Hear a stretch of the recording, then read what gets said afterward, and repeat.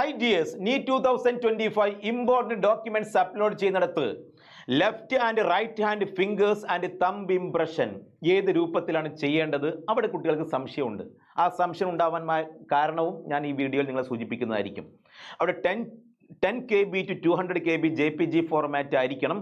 ഇവിടെ ഈ സ്റ്റെപ്പ് 2-ൽ അവിടെ വ്യക്തമായിട്ട് പറയുന്നുണ്ട് left and right hand fingers and thumb impression.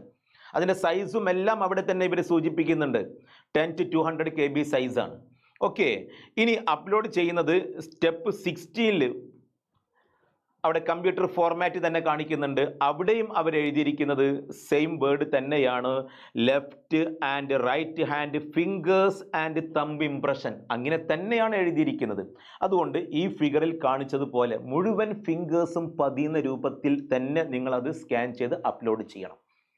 എന്തുകൊണ്ട് ഇങ്ങനെ സംശയം ഉണ്ടായി എന്ന് ചോദിച്ചാൽ, ഇവർ കൺഫോർമേഷൻ പേജായിട്ട് സ്റ്റെപ്പ് 22-ൽ ഒരു ഇമേജ് കാണിക്കുന്നുണ്ട്. അവിടെ തമ്പ് ഇംപ്രഷൻ മാത്രമാണ് കാണിച്ചിരിക്കുന്നത്. അപ്പോൾ തമ്പ് ഇംപ്രഷൻ മാത്രം അപ്ലോഡ് ചെയ്താൽ മതിയോ എന്ന് പൂർണ്ണമായിട്ട് കുട്ടികൾ സംശയമായിട്ട് ചോദിക്കുന്നു. അതുകൊണ്ട് ഇവിടെ മനസ്സിലാക്കേണ്ട കാര്യം, തമ്പ് ഇംപ്രഷൻ മാത്രമാണെങ്കിൽ അവരിത് ക്രോപ്പ് ചെയ്തെടുത്തോളും. നമ്മൾ മുഴുവൻ ഫിംഗേഴ്സും പതിയുന്ന രൂപത്തിൽ തന്നെ സ്കാൻ ചെയ്ത് അപ്ലോഡ് ചെയ്യണം. എങ്ങനെയാണ് ഈ പ്രോസസ്സ് വളരെ ഭംഗിയായിട്ട് ചെയ്യുക എന്നുള്ളത് ഞാനിത് ആ വീഡിയോയിലൂടെ കാണിക്കുകയാണ്.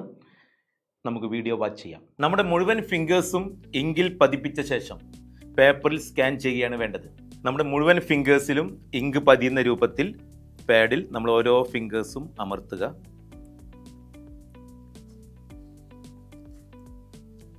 മുഴുവൻ ഫിംഗേഴ്സിലും നമ്മുടെ ഇങ്ക് പതിയണം ഈ രൂപത്തിൽ. അധികമുള്ള ഇങ്കൊക്കെ വേണമെങ്കിൽ ജസ്റ്റ് നമുക്ക് എന്ത് ചെയ്യാം, ഒന്ന് റിമൂവ് ചെയ്യാം പേപ്പറിൽ അമർത്തിക്കൊണ്ട്.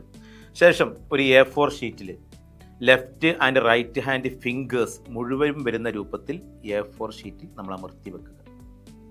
അമർത്തി വെക്കുമ്പോൾ രണ്ട് കൈയും ഒരുമിച്ച് വെക്കുമ്പോൾ ശ്രദ്ധിക്കേണ്ട ഒരു കാര്യം എന്താ ചോദിച്ചാൽ, നമ്മുടെ തമ്പ് അമർന്ന് വെക്കണമെങ്കിൽ അത് പ്രത്യേകം ഒന്ന് അമർത്തുന്നത് നന്നായിരിക്കും. ഓക്കെ, ഈ രൂപത്തിൽ ചെയ്താൽ രണ്ട് ഹാൻഡ്സിൻ്റെയും മുഴുവൻ ഫിംഗേഴ്സും ഈ പേപ്പറിൽ വന്നു. ഇത് സ്കാൻ ചെയ്ത് അപ്ലോഡ് ചെയ്യുകയാണ് വേണ്ടത്. അതിനു മുമ്പായി ഏതാണ് ലെഫ്റ്റ് ഹാൻഡ് ഏതാണ് റൈറ്റ് ഹാൻഡ് എന്ന് മെൻഷൻ ചെയ്യുന്നത് നന്നായിരിക്കും.